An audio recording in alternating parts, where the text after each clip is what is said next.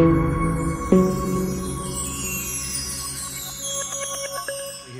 want to thank you very much. I just want to thank you very much. Maybe more because we are here together for the first time ever in this building. Brand new, beautiful building. I don't want to tell you how much it costs because I hear it's a lot. Incredible setting. They don't build inexpensively here. But I just want to thank you very much. So please sit down, everybody. To celebrate the birth of the Prince of Peace. I want to thank everybody for being here. It's a momentous occasion. To sign a historic agreement that will end one of the longest-running conflicts anywhere in the world, with far more than 10 million people killed. Today we commit to stopping decades of violence and bloodshed and to begin a new era of harmony and cooperation between the Democratic Republic of the Congo and Rwanda. I want to thank the two courageous leaders. They are courageous leaders. They really are courageous leaders, great people. President Tshisekedi of the Democratic Republic of the Congo and President Kagame of Rwanda. They are amazing people, and they had stories to tell me that were incredible, really fascinating in so many different ways. Sad and beautiful, both sad and beautiful, and today makes them beautiful. I've just held really fantastic meetings with both men and representatives of other countries where we discussed the importance of upholding this new agreement. Very detailed, powerful agreement. I also want to thank several foreign guests and dignitaries in attendance to celebrate this magnificent event, including the President of Angola. Please, would you stand? And so great to see you. Thank you. The President of Burundi, thank you very much. Great to see you again. The President of Kenya, we have the Olympics here. You know, they do very well in the Olympics, those runners. I don't know what the heck you do with those runners, but they are very good. I've been watching them for a long time. So we have the Olympics coming to the United States. You know that. Thank you very much. And you'll come as our guest. Thank you.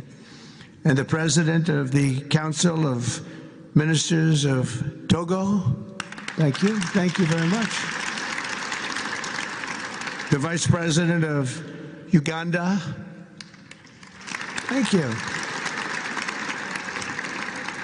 It's such a beautiful color. Like all these guys are wearing these dark suits. You just stand out for a lot of reasons. You're beautiful. The Foreign Ministers of Qatar, thank you. Thank you very much. Say hello to my friend, a great man. And the United Arab Emirates, thank you. Thank you. My regards, right? And the chairman of the African Union Commission, who's done a fantastic job, and thank you for all your help. We appreciate all your help. A special group of people. A very special thanks as well to Secretary of State Marco Rubio. Marco, please stand. Thank you.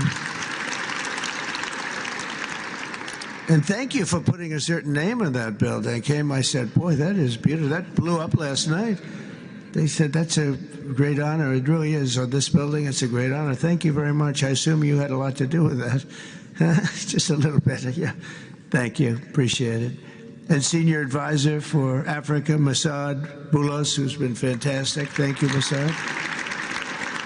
All of these people, every one of them were indispensable in forging this agreement. Let me also recognize Senators Mike Rounds and Lindsey Graham. Lindsey, thank you. Mike, wherever you may be. Thank you. Thank you, Mike. Representatives Ronnie Jackson. Where's Ronnie? Ronnie is a great guy. He won his race in Texas by 48 points, right? So I don't have to ask if he's in any, I don't even have to endorse him anymore. It doesn't matter. Save the paper, right? Great job. Chris Smith. Chris? Thank you, Chris. Great. Good job. Trent Kelly. Trent? Thank you very much. Thank you. And the acting president of the Institute for Peace, Darren Beattie. Thank you, Darren, very much. Thank you very much, Darren. For more than 30 years, one of the worst conflicts on earth has been raging in eastern Congo.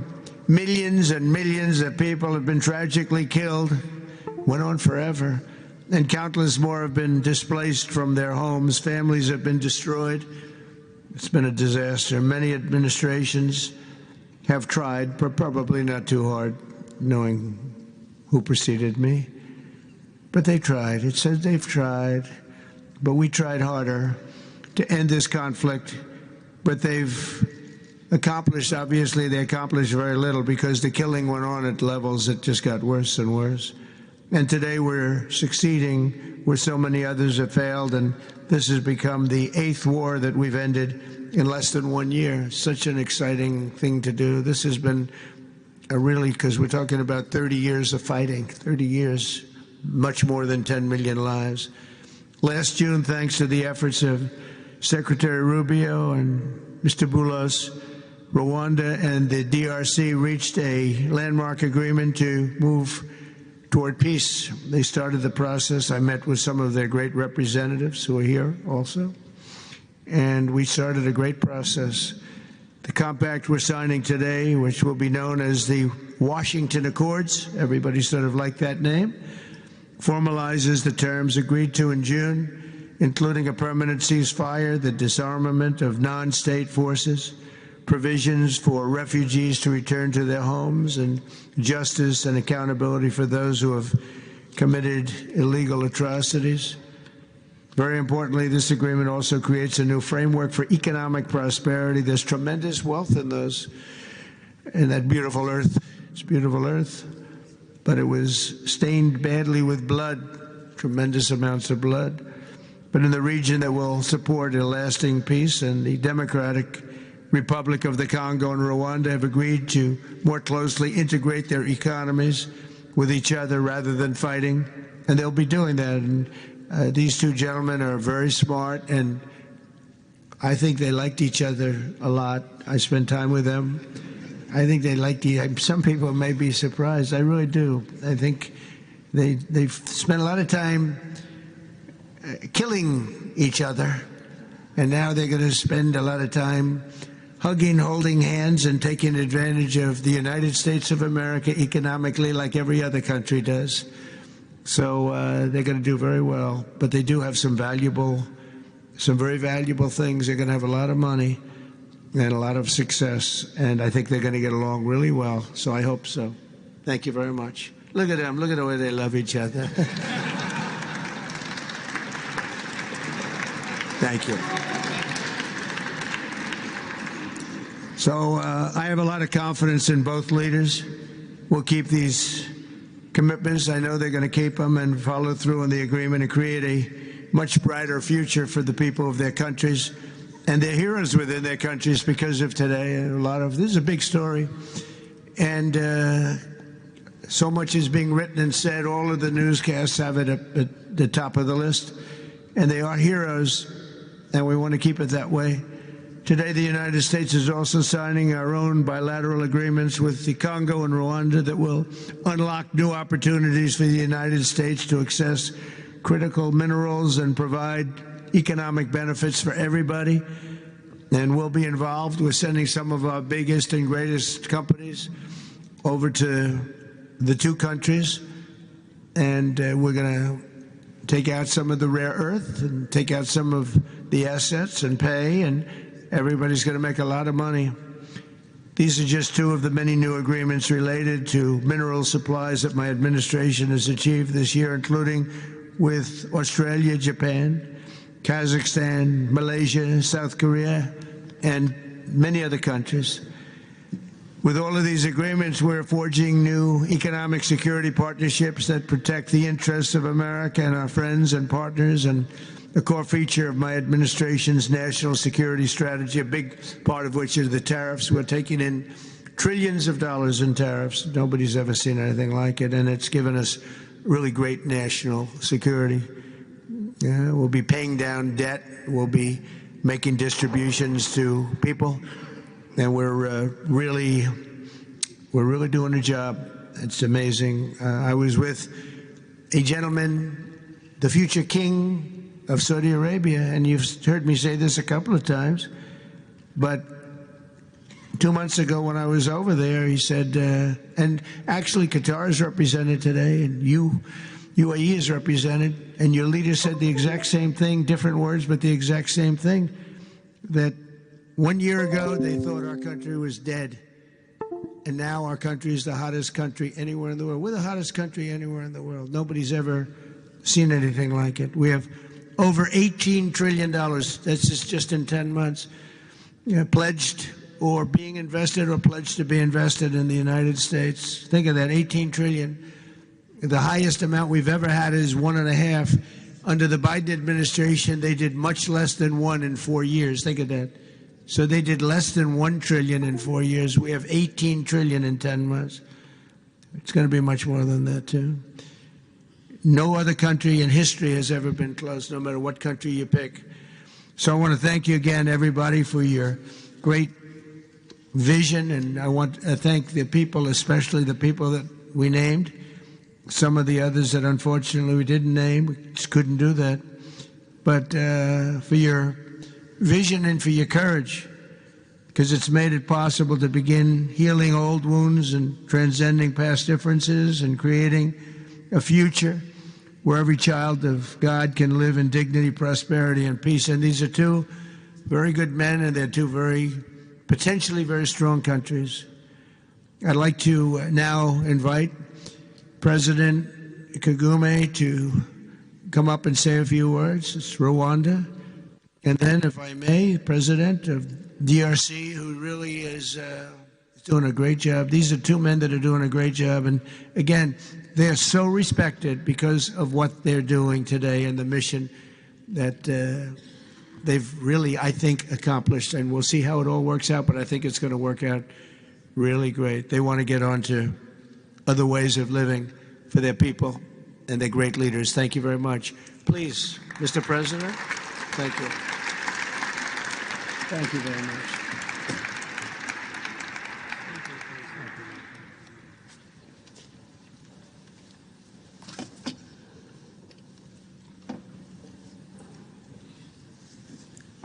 Excellency Donald Trump, President of the United States of America, Excellencies, heads of state and government and former heads of state, distinguished ladies and gentlemen,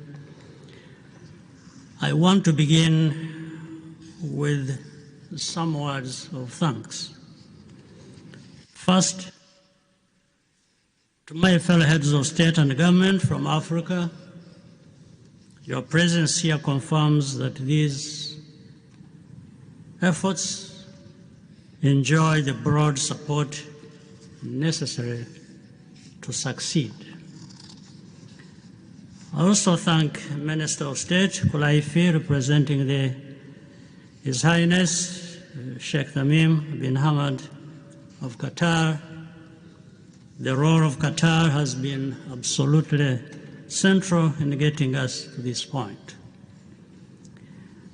But of course, the biggest vote of thanks goes to President Donald Trump. No one was asking President Trump to take up this task. Our region is far from the headlines. But when the President saw the opportunity to contribute to peace, he immediately took it. This conflict has lasted for 30 years.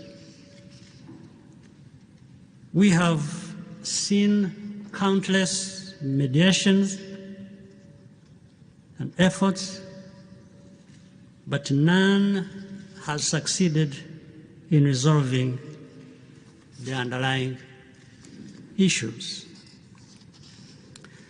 President Trump introduced a new and effective dynamism that created the space for breakthroughs. His approach is even-handed, never taking sides. He orients us toward the future, not the past, emphasizing that the dividend of peace is prosperity and investment, including from the United States. More importantly, President Trump's approach is pragmatic. The process has not become an end in itself.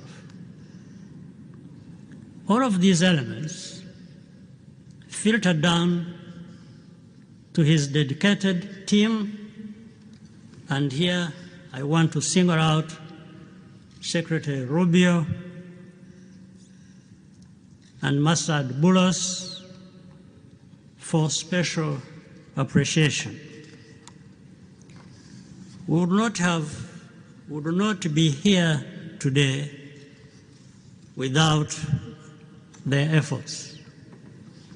And as a result, we have the clearest and most viable path forward that we have ever had. These accords provide everything needed to end this conflict once and for all. If this agreement falters and things do not work out as they are supposed to, the responsibility will not lie with President Trump, but with ourselves. It's up to us in Africa, working with our partners to consolidate and expand this peace. There will be ups and downs on the road ahead. There is no doubt about it. Rwanda, I know, will not be found wanting. I can assure you of that. Our only objective is and has always been for our country to be safe and secure after having endured so much tragedy. We now only want to look forward in confident expectation of a prosperous and stable future. Mr. President, Excellencies, I thank you for your kind attention.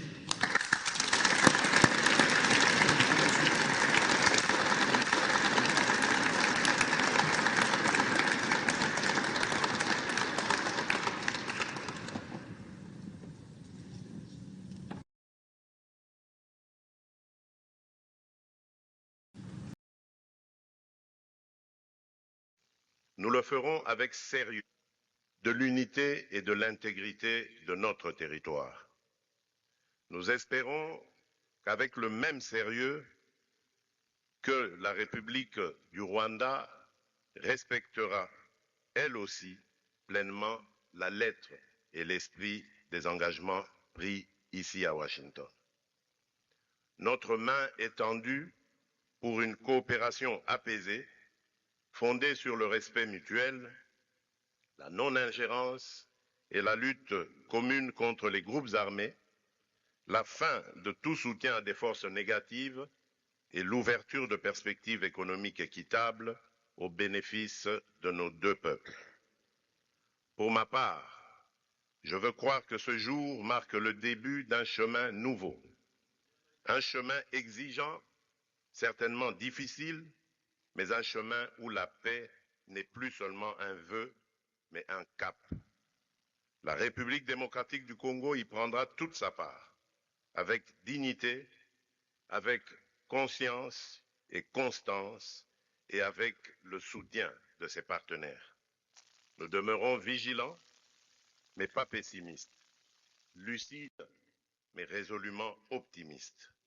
Que ces accords de Washington pour la paix et la prospérité soient pour nos peuples le symbole d'un engagement irréversible à tourner la page des confrontations et à ouvrir celle de la coopération et de la stabilité durable dans toute la région. Je vous remercie. Catastrophe in Sudan, I think.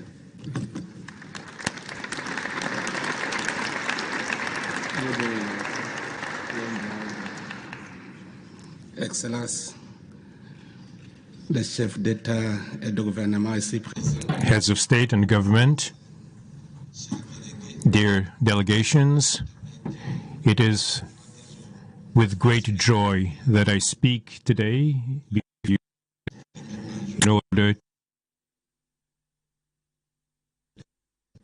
There is a time for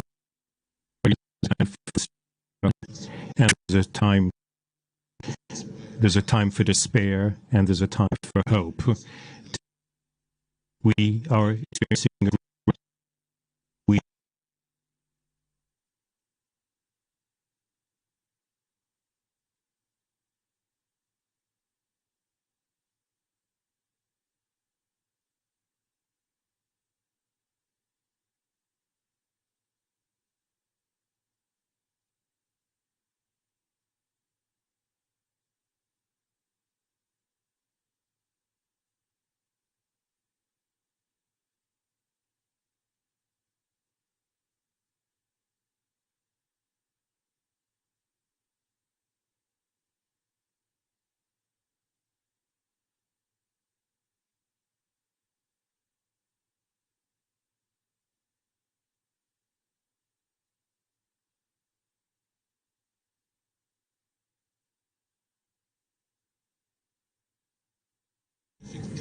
actually implement this accord.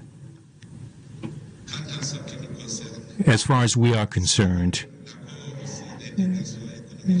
this agreement on regional economic integration, will Burundi and the DRC already represent an economic community of the countries of the Great Lakes region. Burundi has a major role to play in order to indeed implement these existing cooperation agreements between the three states. We hope that together we'll be able to achieve a long-lasting peace and stability throughout the region. Thank you very much.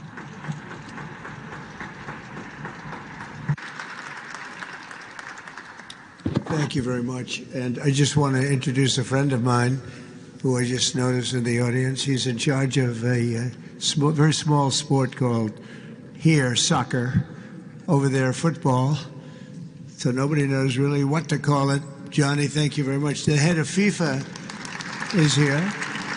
And I can report to you that we have sold more tickets than any country anywhere in the world at this stage of the game, and I think we probably broke all records before you even get close. And you have a big event on Friday at the Trump Kennedy Center. Oh, excuse me, at the Kennedy Center.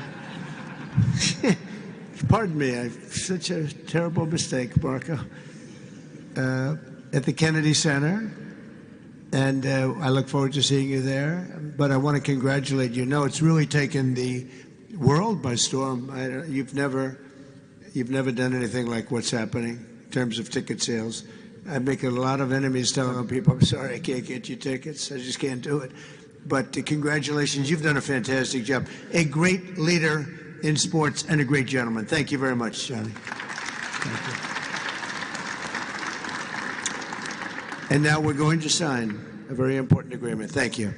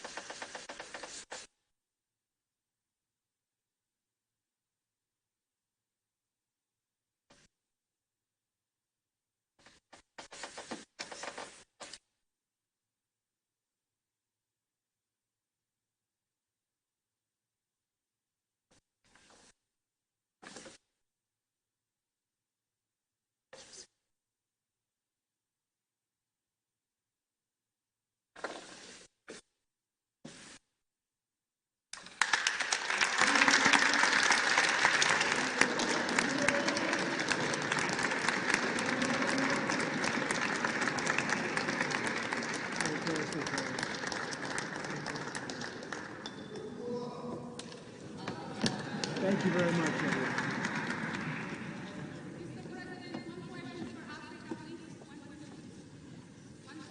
Go ahead. I know you and you're very friendly, so I'll take it. Otherwise, I wouldn't take it. Go ahead. Mr. President, we are witnessing a historic moment for Africa. My question to you is, when we will see the return from Rwanda's troops from DRC, and when we will see the real peace? Because even now, we are witnessing historical peace deal, but people are being still killed in DRC. Yeah. Because the troops continue there. Because this needs to be real, the troop needs to withdraw from DRC. When will we see the withdrawal? I think you're going to see very quick and very quickly, I think you're going to see things happen. This is something that was not doable, according to a lot of people, and not only is it doable, I think it's going to be a great miracle. These two gentlemen are leaders, they're great leaders, and they're going to prove that in the coming months and years. And I think you're going to see very immediate results. I have confidence that that's what's going to happen. Thank you very much, everybody. Thank you.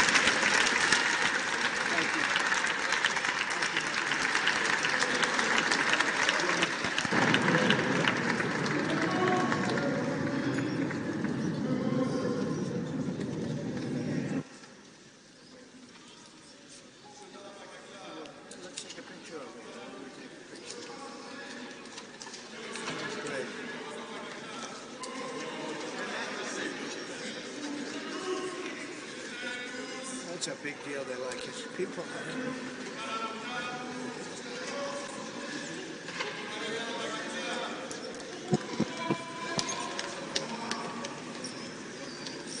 Thank you, everybody. Thank you. And the beginning of fair prosperity on behalf of our two populations. I do believe this day is the beginning of a new path. A demanding path, yes, indeed, quite difficult, but this is a path where peace will not just be a wish, an aspiration, but a turning point. The Democratic Republic of Congo will fully play its part with dignity, with consciousness and consistency, and with the support of our partners. We will remain watchful, vigilant, but not pessimistic. We'll be clear-eyed, but resolutely optimistic. These Washington agreements for peace and prosperity must be for our peoples a symbol of an irreversible commitment to turn the page of confrontations and to open a new era of cooperation and sustainable peace throughout the region. Thank you.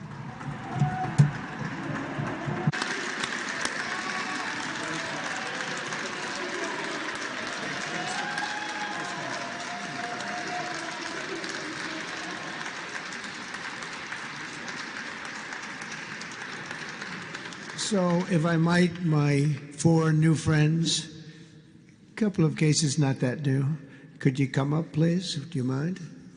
Please.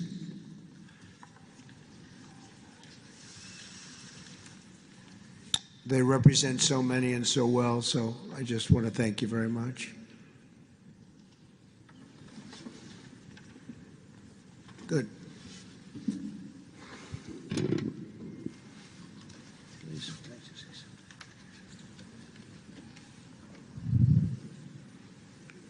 Sr. Presidente Donald Trump, Presidente dos Estados Unidos da América, caros convidados, altas entidades aqui presentes, senhores jornalistas, eu gostaria de realçar a importância desta cerimônia aqui em Washington, D.C., que vai finalmente pôr fim a um conflito que, como já foi dito, dura mais de 3 décadas. Não são exatamente 30 anos, mais do que 3 décadas. Um conflito entre irmãos, países vizinhos e irmãos, que deviam se dar bem, mas que, por razões de diversa ordem, tem vindo a se degladiar ao longo dos anos, com pesadas consequências, quer para as populações de ambos os países, como também para as respectivas economias. A região dos Grandes Lagos é uma região das mais ricas do mundo, não apenas da África. É enormemente rica em recursos hídricos, terras aráveis, florestas, recursos minerais que estão no subsolo, mas, sobretudo, rico nas suas pessoas, com um potencial muito grande para desenvolver aquela região de África que pode catapultar o desenvolvimento de outras regiões igualmente do nosso continente.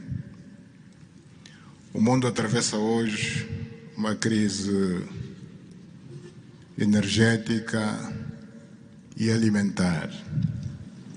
Nós fomos a dizer que a África, e em particular essa região dos Grandes Lagos,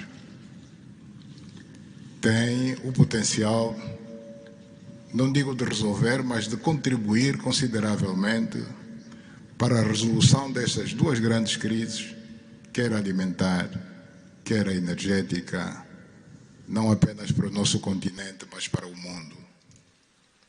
A grande barragem do Inga, adormecida há bastantes anos, pode contribuir enormemente para a eletrificação do continente e, consequentemente, para a sua industrialização. Em termos de agricultura, o facto de ter terras aráveis, um índice de chuvas bastante regular e abundante, pode-se desenvolver agricultura naquelas regiões para alimentar o continente. E nada disso tem sido possível fazer-se ao longo de décadas, devido a este conflito que não tem sentido e que, finalmente e felizmente, parece que terá o seu fim hoje aqui em Washington, D.C. Nós procuramos fazer a nossa parte, e quando digo nós, estou-me a referir a Angola, ao Quênia e outros países também africanos. Procuramos fazer o melhor para chegarmos a este momento. Infelizmente não foi possível, mas nós só temos que agradecer ao presidente Trump por ter dado continuidade ao trabalho que nós realizamos e ter conseguido alcançar esse desfecho do qual todos nós sairemos a ganhar. Portanto, mais uma vez, o presidente Trump fez a parte que lhe compete e nós esperamos e acreditamos que é o que vai acontecer, que as duas partes, ou seja, as autoridades da República Democrática do Congo e da República do Ruanda também farão a sua parte para a implementação com êxito deste acordo. Uma coisa é assinar um acordo, outra coisa que é mais difícil, mas é possível, desde que haja vontade política, assinamos. Parabéns a todos. Muito obrigado. Your Excellency, the U.S. President, President Trump, dear guests, and dear dignitaries present here and press members. I would like to highlight the importance of this ceremony taking place in Washington, D.C., because this has come to put an end to a war that has been there for more than 3 decades, because it's not just exactly 3 decades, but it's more than 30 years. And this is a conflict that has been there between two neighboring countries, which have been fighting for many years with consequences on the peoples, countries, economies, and so forth. And these consequences also were felt in the Great Lakes region, which is a very rich region in Africa, rich in terms of water resources, arable lands and forests, and as well as mineral resources, which are important for the development of our region. So it's important that we've reached to this point where the agreement is going to be, has been signed, a peace deal, which will benefit immensely the whole region and will unleash the opportunities for the development of our continent, and as well as to helping the whole world in terms of fighting against the food crisis and energy crisis which the whole world is going through now. We believe that the Great Lakes region will have to play a great role in providing resources to the international community. And of course, solving this conflict will also help solve other crises, not only in the continent as we know, but worldwide. For example, the Great Inga Hydro project in Congo is important. It can help to electrify the continent and consequently help in terms of developing agriculture and providing agriculture, arable lands, and abundant resources that we have that can be used. We know that Africa possesses a lot of other resources such as rainfalls, which are important for agriculture. So nothing has nothing would just justify this war, but eventually the most important thing that it has come to war. We sought as Africans to do our part. When I say Africans, I mentioned countries such as Angola, Kenya, and other African countries, but unfortunately we couldn't make it. But we now want to thank President Donald Trump for having helped to reach this important milestone. We believe, once again, we have to thank him for what he has done, and what comes next now is to appeal to the two parties, that is the Democratic Republic of the Congo and the Republic of Rwanda, to implement successfully this agreement for the benefit of their countries, their peoples, and including our continent of Africa. Thank you very much. Good job.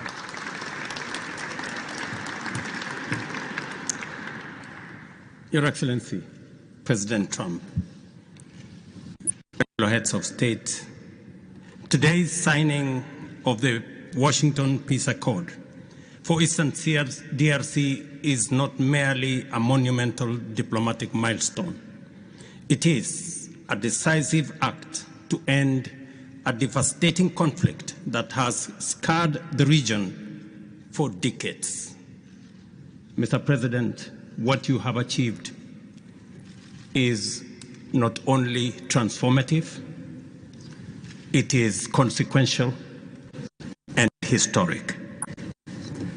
This conflict has destroyed livelihoods, destabilized our region, and threatened the future of the entire Great Lakes African continent. Today's achievement culminates a relentless regional effort anchored by the foundational work of the East African Community and SADC, and today, this Washington process. The coordinated Nairobi, Luanda, and Washington processes created the essential pathway that brings us to this pivotal moment. We would like to extend our gratitude to President Tshisekedi and President Kagame for their leadership during this process. Reaching this point was made possible by the unparalleled consequential convening power of the United States and President Trump's resolute and focused to global peace. Your clarity, Mr. President, of purpose and ability to rally stakeholders together has brought us to this point. We therefore extend our profound gratitude to President Trump, whose bold leadership has been instrumental in delivering this breakthrough. Our presence here, Mr. President, as regional leaders, is a testament of our collective resolve. We will spare no effort to ensure this agreement is fully realized, mobilizing every resource and partner to secure peace and unlock the region's immense economic promise. The protracted conflict on our continent continues to hold back Africa Our current 3% share of global trade is stark evidence of how far this war has held us back. A peaceful Eastern DRC can unlock one of Africa's greatest economic opportunities. Our vast resources, the young talent that we have, connected through our regional infrastructure and the Africa Continental Free Trade Area, can ignite an unprecedented transformation. A peaceful and integrated Great Lakes region will accelerate innovation, predictable government reduces risk, harmonized regulation lowers costs, and open borders increase trade, attracting value-added industries to our continent. For too long, Africa has exported raw materials only to import refined products at great cost. Our regional economic integration framework, Mr. President, that you have spoken to here, will build value chains in minerals, manufacturing, and agri-processing, creating jobs and creating wealth. The Great Lakes region stands at the threshold of a new era. Peace will open doors, integration will guide us, and private sector dynamism will propel us forward. In conclusion, as we celebrate progress in the DRC, we must not look away from other crises. I want to ask you respectfully, Mr. President, that in your quest for global peace, to support qui dérange notre pays est principalement la question liée à l'insécurité. Parce que aujourd'hui, en République démocratique du Congo, je le répète et je persiste sur ça, il n'y a pas une crise institutionnelle. Les institutions fonctionnent convenablement selon la volonté du peuple congolais, ce qui leur donne une légitimité et une légalité voulue. Merci. Alors, Ely Tchala, et contrairement à ce que les communs de mortels sont en train de raconter sur les accords de paix entre la République démocratique du Congo et le Rwanda, en tout cas, les termes de référence sont très clairs au niveau de la paix. À l'est du pays, par exemple, ces accords visent le retour de la paix, le rétablissement de l'autorité de l'État, la fin de la guerre et la protection de nos populations. Au niveau des ressources du pays, les minéraux restent congolais. Je suis en train de découvrir le texte qui vient de nous parvenir. Excusez-moi, les minéraux restent congolais. Le texte dit clairement que la République démocratique du Congo garde la main sur l'exploitation, la transformation et l'exploitation de ces ressources. Au niveau de l'emploi et industrialisation, par exemple, les projets avec les États-Unis et la région doivent amener les usines des emplois qualifiés et des projets concrets, et pas seulement des exploitations des minéraux bruts. Et au niveau de la vie quotidienne, au terme de ces accords doivent se traduire par plus d'efficacité des routes, de sécurité, d'activités économiques à l'Est et dans tout le pays, corridors, projets énergétiques, zones économiques spéciales. Et la vigilance, la RDC reste très vigilante. Chaque engagement est suivi par des mécanismes conjoints.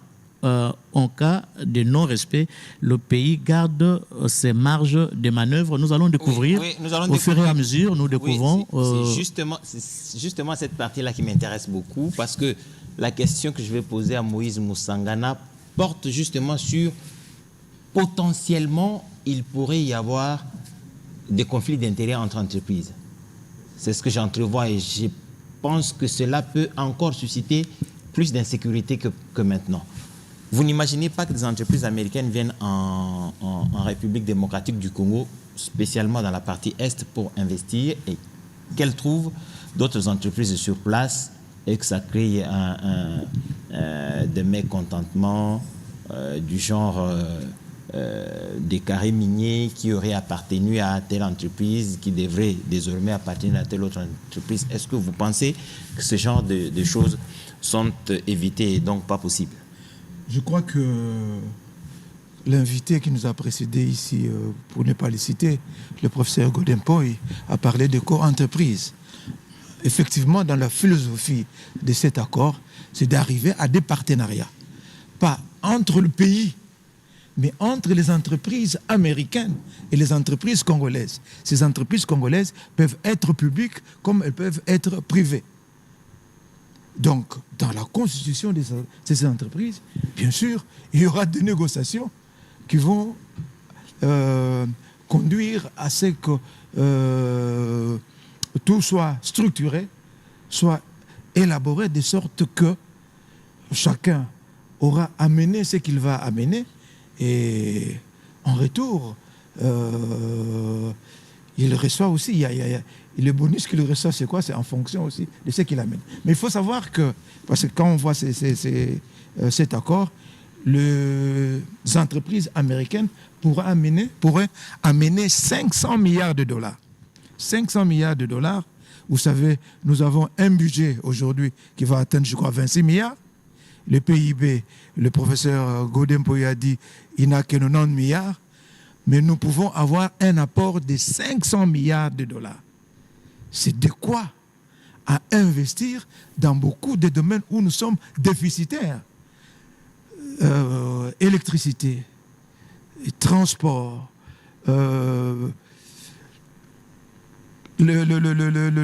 l'exploitation même minière avec les nouvelles technologies et consorts. Et nous avons aussi sur le plan transport, nous aurons la concrétisation, je crois bien, du corridor de Lobito. Et en perspective, il faudrait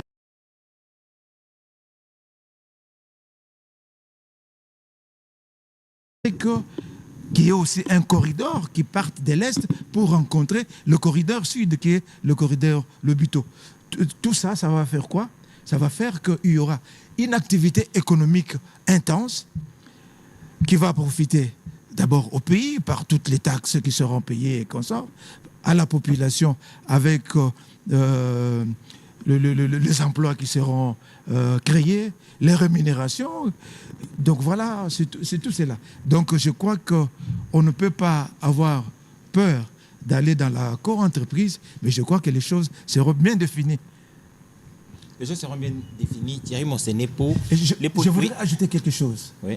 Parce que vous avez parlé ici de la contrebande dans la première question. Oui. Mais au recouvrement de l'autorité de l'État, il faut ajouter aussi des réformes qui doivent être faites.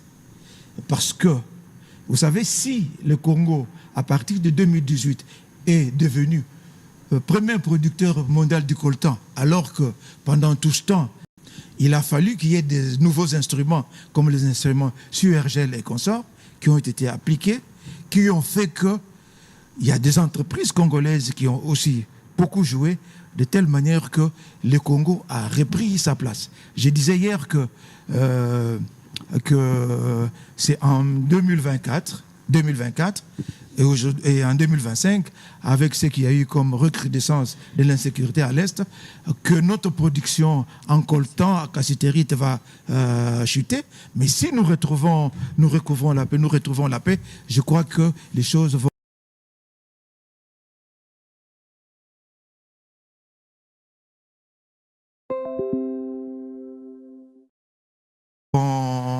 aller si vite. Donc, il faudrait que cet accord soit suivi des réformes sur le plan fiscal, sur beaucoup de plans, de telle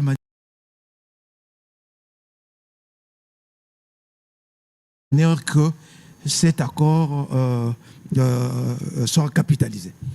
Voilà donc, Thierry, c'est très bien, mais parce que vous êtes politique, vous allez répondre à la place de ceux qui sont comme vous. Ils sont généralement très réfractaires au changement.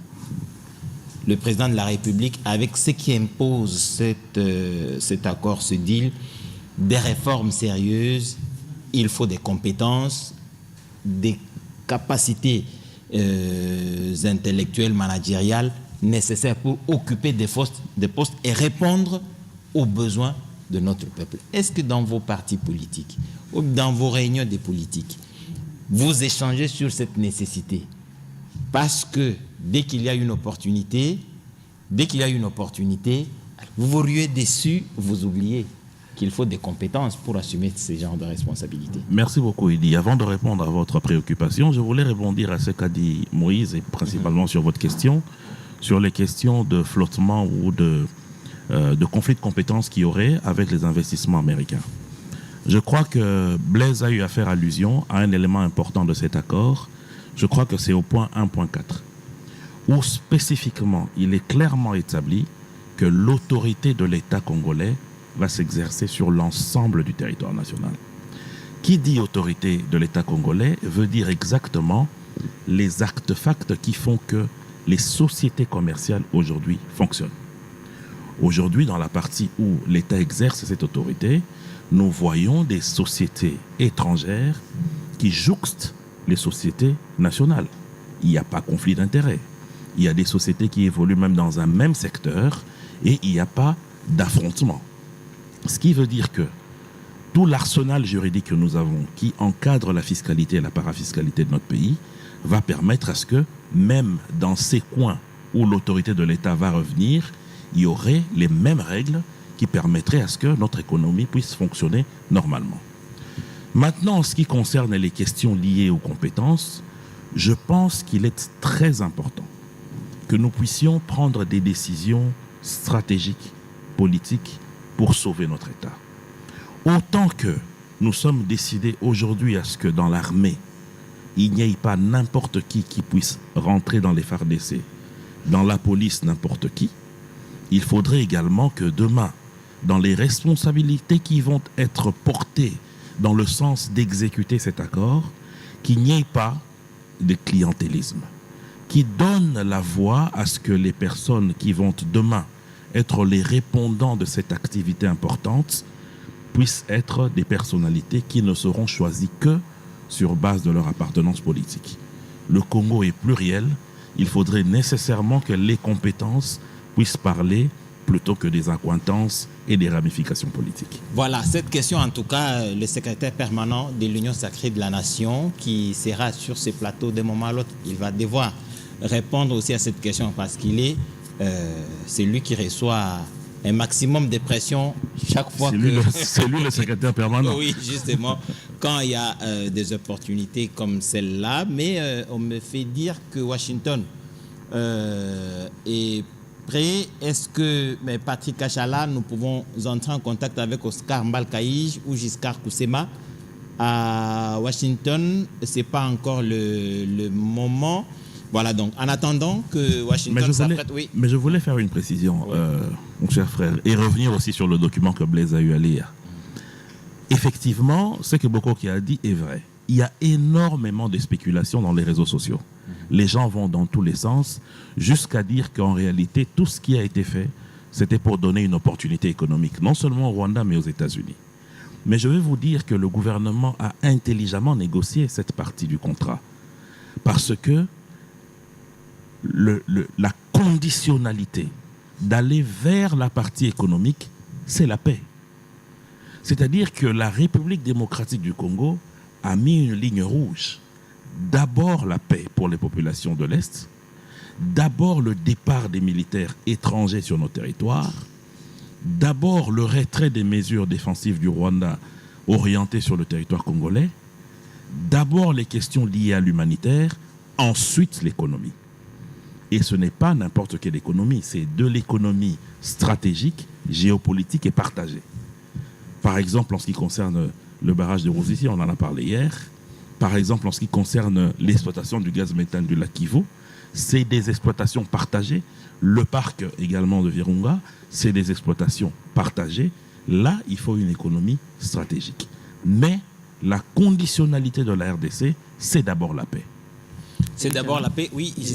Juste pour corroborer au dire de M. Thierry Monsenepo, en rapport justement avec la paix, l'accord précise ceci: sans paix durable, ni intégrité économique, ni investissement sérieux ne sont possibles. Le cadre d'intégration économique et régionale est explicitement présenté et comme la suite logique de l'accord de paix du 27 juin 2025. Il y a aussi au niveau de la souveraineté l'ensemble des responsabilités régaliennes, retour des déplacés, le contrôle des territoires, désarmement, gestion des ressources demeurent entre les mains des institutions congolaises. Et puis, il y a au niveau de l'engagement, les deux États, c'est-à-dire le Rwanda et la République démocratique du Congo, s'engagent à réduire et puis éliminer l'exploitation illicite des minéraux et empêcher que ces flux financent les groupes armés. Et enfin, en rapport avec ces chapitres, au niveau du narratif, il y a le président qui rappelle que ce n'est pas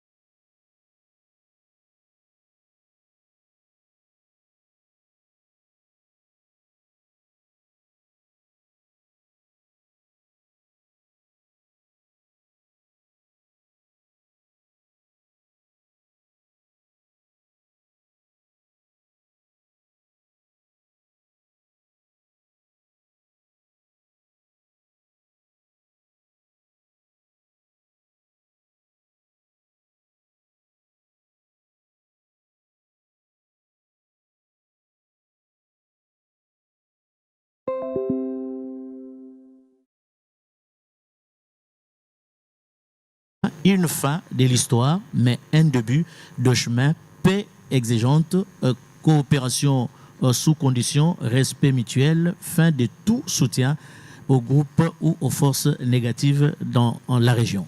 C'est tout ce qui est dit, Moïse Moussangana. Quelles sont les mesures selon votre point de vue? Comment on va faire pour réintégrer dans la République démocratique du Congo, dans la partie Est, bien entendu, parce qu'il faut avouer quand même que nous sommes un peu plus extravertis de ce côté-là. Vous vous souvenez que les proxys du Rwanda ont tout fait pour que l'économie de la République démocratique du Congo soit orientée vers le Rwanda et légèrement vers l'Ouganda et autres. Il y a un travail assidu qui doit être fait à ce niveau-là pour réorienter cette économie vers Kinshasa, la capitale. Je crois qu'il faut développer les voies nationales. Prenons par exemple, aujourd'hui, pour exporter les minéraux à partir de Goma ou de Bukavu, il faut passer nécessairement par le Rwanda. Il faut passer nécessairement par le Rwanda. Mais est-ce qu'on ne peut pas développer nos voies nationales?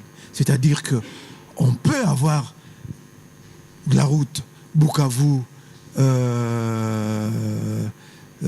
jusqu'à Uvira, hein, qui passe par la plaine des Ruzizi.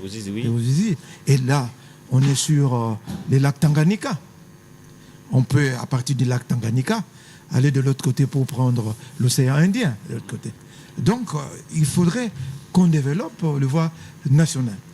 Donc, vous voyez, du temps de Mobutu, il avait préféré que ça coûtait bien sûr cher, mais que toutes les exportations se fassent par la voie nationale.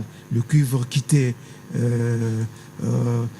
l'ancien Chaba pour être exporté à Matadi. Mais je crois qu'il y a moyen de développer deux voies nationales pour pouvoir résoudre ces questions-là, parce que nous ne devons pas être tributaires de voies extérieures. Donc, en même temps, on peut utiliser les voies extérieures, mais il faudrait développer les voies nationales, les routes, le chemin de fer, et pourquoi pas aussi les transports aériens, parce que le Congo, c'est toute une planète. Donc, voilà. Mais il faut préciser sur ça qu'il est important de noter que tout cela a été réfléchi, mais il faudrait, comme le dit Moïse, aller au-delà. Parce que les voies multimodales qu'on connaît aujourd'hui, c'était des voies qui étaient tracées pour l'exploitation et l'exportation des biens de première nécessité. Vous avez par exemple la RN7 qui vous quitte le centre du pays, c'est-à-dire le Sankuru à Locha, qui va jusque Lukibu et passe par Kananga et déverse vers Kisangani pour que tout soit capté par le port de Kisangani et ramené ici à Kinshasa. De l'autre côté, vous avez dans le sud la SNCC qui fait la même chose, qui remonte jusqu'à Ilebo. Le point d'ancrage, c'est Kisangani.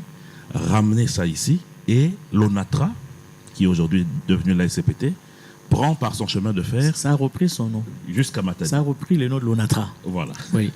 Jusqu'à Matadi pour être évacué vers l'océan. Et ce problème d'absence de développement de voies multimodales cause aujourd'hui des fuites non seulement des minerais dans la partie Est, mais vous savez par exemple qu'aujourd'hui les pays comme l'Ouganda sont exportateurs de cacao. Mais ce cacao vient d'où? De la province du Haut-Ouélé. Même du café. Exactement. Le café aujourd'hui qui est exporté vers la Centrafrique, traverse l'Ubangui, vient de la province du nord et du sud Ubangui. Donc ça signifie que nous avons comme ça des fuites. Et c'est là où, hier, je vous ai fait la réflexion que l'intérêt, c'est aujourd'hui que nous puissions réfléchir sur nos moyens de défense. Parce que la guerre que nous sommes en train de vivre, elle n'est pas seulement une guerre sectorielle, elle est une guerre multiple. Parce que les minerais dont a parlé Moïse, qui quittent le Katanga, passent par où? Passent par la Zambie, le Zimbabwe, jusqu'à l'être exportés à Durban. Si aujourd'hui le Congo avait des voies multimodales, tout ce packaging-là allait être utilisé pour notre propre pays, plutôt que d'enrichir les voisins. Ça, c'est une évidence, mais aussi, je crois que le deal Moïse Moussangana va permettre l'intégration de nos provinces, de l'économie de nos provinces. Nos provinces ne sont pas économiquement intégrées entre elles.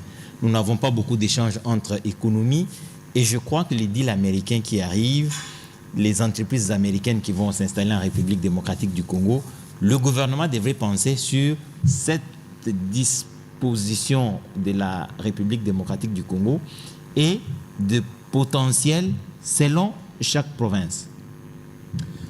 Oui, je crois qu'aujourd'hui, il y a d'abord des produits qui intéressent les Américains. Ce sont les 3T, c'est le cobalt, c'est le cuivre aussi. Mais nous, c'est nous qui faisons notre économie. C'est nous qui devons orienter notre économie. C'est nous qui devons arriver à présenter à tous ces investisseurs des potentialités qu'il y a dans tout le coin de la République démocratique du Congo. Donc, ce ne sont pas forcément les Américains qui doivent venir dire que nous allons de tel côté ou de tel autre.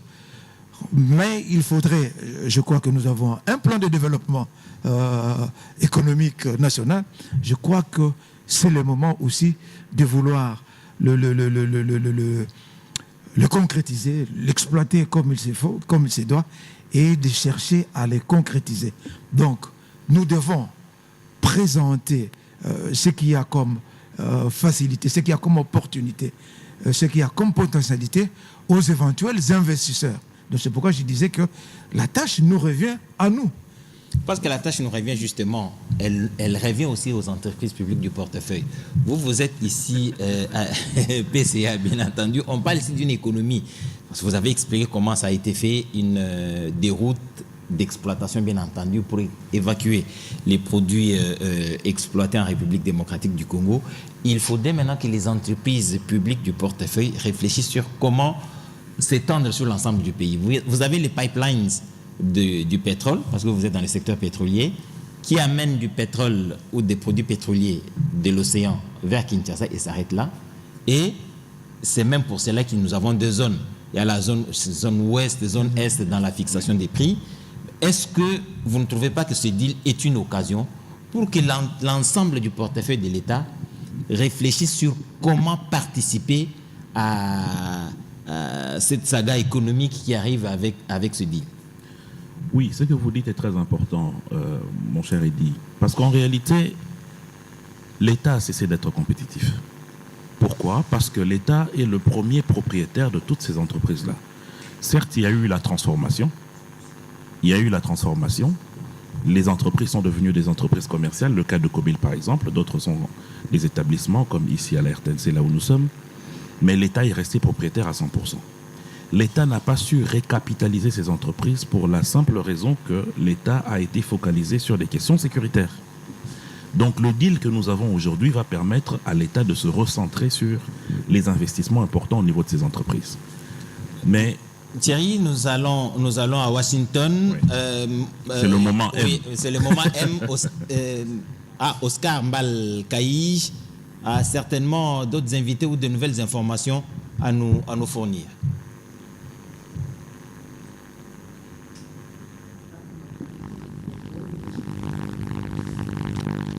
Edith Tchala, merci. Merci à Thierry Mosenepo. Merci à vous tous qui nous suivez de partout à travers la République démocratique du Congo et le monde. Les choses se précisent.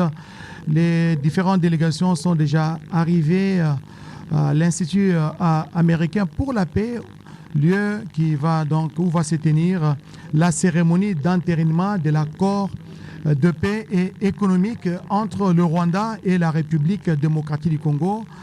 Un entérinement qui sera fait au sommet de ces deux États.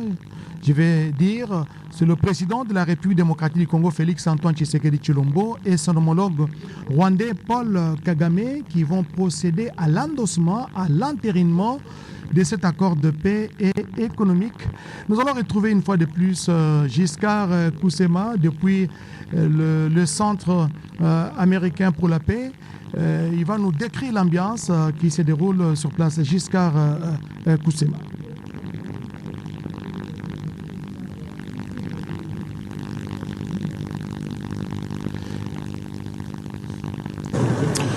Cher Oscar Mbal et Edith Tchala, je reviens encore. Il va être 12 heures. C'est un moment important parce que tout se passe comme prévu et dans les minutes qui suivent, le président des États-Unis d'Amérique et ses deux collègues de la RDC et du Rwanda vont faire leur entrée ici comme leçon. Tout est mis en place et il ne reste plus que leur entrée pour... D'accord avec lui. Par exemple, Total, qui était Elf à l'époque, a connu son ascension grâce au choix du président Mitterrand, qui avait un de ses soutiens qu'il a placé là-bas, en la personne de Loïc Le Floch-Prigent. Donc ça veut dire qu'il y a aussi des politiques compétents partout pour voir qui peuvent trouver des solutions. Mais aussi votre question est pertinente dans la mesure où aujourd'hui il faut rassurer les Congolais. Il y a un artefact de loi qui fait la protection de l'investissement congolais et même des petites et moyennes entreprises de la RDC. La preuve en est avec notamment la Respect, qui aujourd'hui veille à ce qu'il y ait une participation congolaise en ce qui concerne les questions liées à la main-d'œuvre, des questions liées, des questions ouvrières, des questions de placement de personnes dans les entreprises. Tout cela fait que les entreprises des Congolais ne pourront pas s'inquiéter de ce qui y aurait comme conséquence économique dans l'arrivée des entreprises qui viendront dans le cadre de ce deal entre la RDC et les États-Unis. Blaise Bokokia. Je voudrais ici, Edith Tchala, tranquilliser les téléspectateurs qui ne cessent de me demander à quand l'intervention du professeur Mbata. J'ai dit il va intervenir tout à l'heure, juste peut-être après la signature de cet accord de paix entre la RDC et le Rwanda. Autant je tranquillise les téléspectateurs sur le professeur Mbata, je les tranquillise également parce qu'il y a beaucoup qui se posent la question de savoir si on a vendu les minéraux aux Américains. Il n'en est pas question, car c'est faux et archi-faux. Les accords rappellent que la République démocratique du Congo reste propriétaire de ses ressources et garde le dernier mot sur l'exploitation, la transformation et l'exportation. Les partenaires apportent capital, technologie, marché, mais la souveraineté demeure congolaise. En rapport justement avec la paix contre le minerai, il n'en est pas non plus question. D'abord, la paix est un droit des populations et un devoir de l'État. Ensuite, la logique est inverse, en sécurisant les ressources et en cassant les circuits illicites, on empêche donc que les minéraux financent la guerre. Et puis on partage nos parcs et nos territoires. Ce sont des questions, autant des questions que se posent les téléspectateurs ou les comètes mortels. Les parcs nationaux, sachez-les, notamment le parc de Virunga, restent le patrimoine congolais. La coopération porte sur la préservation, le tourisme, les développements communautaires avec priorité au bénéfice des populations congolaises. On termine ce chapitre concernant le questionnement de la part de la population en rapport avec un protectorat américain déguisé. L'accord parle de partenariat stratégique, pas de tutelle.